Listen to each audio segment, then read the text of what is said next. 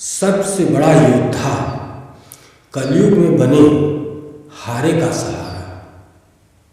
सबसे बड़ा योद्धा कलयुग में बने हारे का सहारा किसे कहते हैं? कौन है?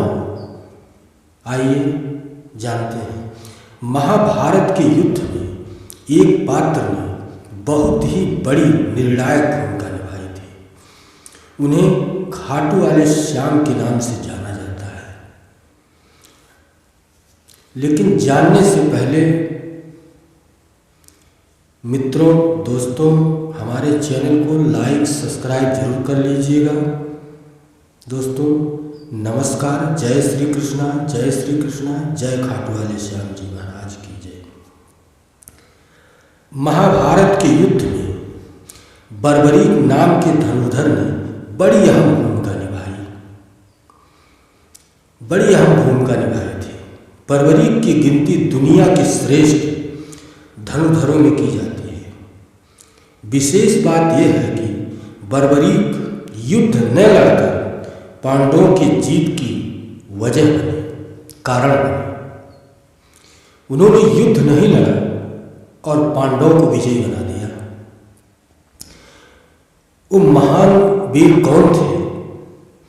बर्बरीक भीम के पुत्र घटोत्कच के पुत्र थे। बर्बरीक को आरंभ से ही धनुष विद्या में रुचि थी। बर्बरीक को भगवान शिव ने वरदान दिया था कि वह अपने 3 बाणों से तीनों लोक को जीत सकते हैं। भगवान शिव ने उन्हें वरदान के साथ 3 अमोघ बाण दिए थे कि जब महाभारत का युद्ध आरंभ हुआ तो भगवान श्री कृष्ण इस बात को जानते थे। महाभारत के युद्ध को लेकर भगवान श्री कृष्ण को यह भय सताने लगा कि अगर बर्बरीक युद्ध में शामिल हुए और कौरवों की तरफ से यदि युद्ध किया तो पांडवों की हार सुनिश्चित है।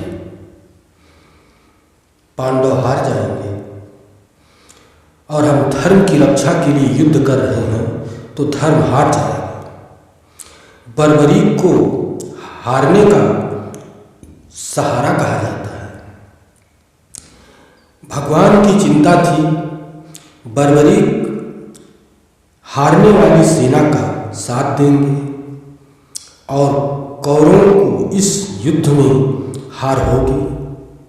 कौरवों की इस युद्ध में हार होनी थी। इसलिए भगवान श्री कृष्ण ने बर्बरीक को युद्ध से दूर रखने की एक युक्ति सोची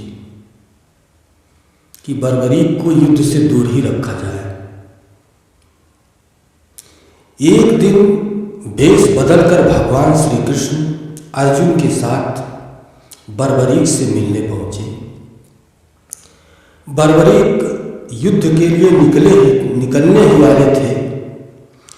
बर्बरीक के तर्कस में 3 ही तीर देखकर ब्राह्मण का वेश धरे भगवान श्री कृष्ण ने उनका मजाक उड़ाते हुए उनसे कहा और उन्हें एक चुनौती दी कि अगर श्रेष्ठ धनुर्धर हैं तो आप सामने खड़े पीपल के पेड़ के सारे पत्ते एक ही तीर से गिरा दीजिए। बर्बरीक भगवान की बातों में आ गए और तीर चला दिया, जिससे कुछ ही क्षणों में सभी पत्ते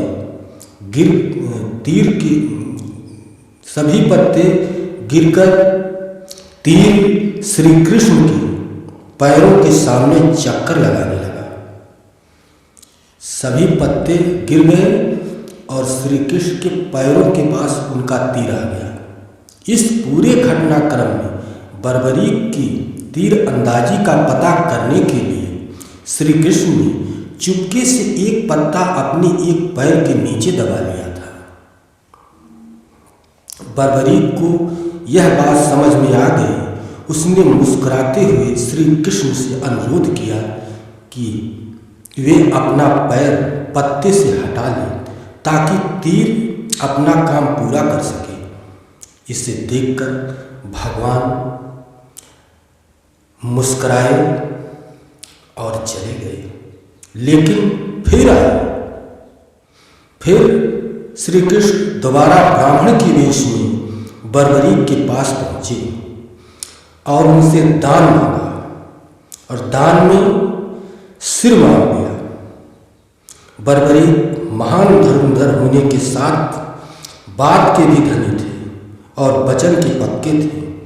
बर्बरीक ने अपने शीश काटने से पहले भगवान से विनती की कि वे सिर्फ एक बार अपने वास्तविक रूप के दर्शन करा दें। भगवान श्री कृष्ण ने विनती स्वीकार कर ली और उनसे पूछा कि और कोई इच्छा बताने को कहा। तब बर्बरीक बोले कि वो तो कटे सिर के साथ पूरा युद्ध देखने की इच्छा है। श्री कृष्ण ने उनकी इस इच्छा को पूर्ण किया और बर्बरीक का सिर समीप ही एक पहाड़ी जिसे आज खाटू कहा जाता है, वहीं स्थापित कर दिया। वहीं से बर्बरीक ने युद्ध को देखा। वहीं से बर्बरीक संपूर्ण युद्ध को देख रहे थे। कलयुग में बने हारे का सहारा। इसके पश्चात श्री कृष्ण ने बर्बरीक को एक वरदान दिया कि कलयुग में लोग उसे श्री कृष्ण के अवतार की तरह पूजेंगे। श्री कृष्ण भगवान के अवतार की तरह पूजेंगे।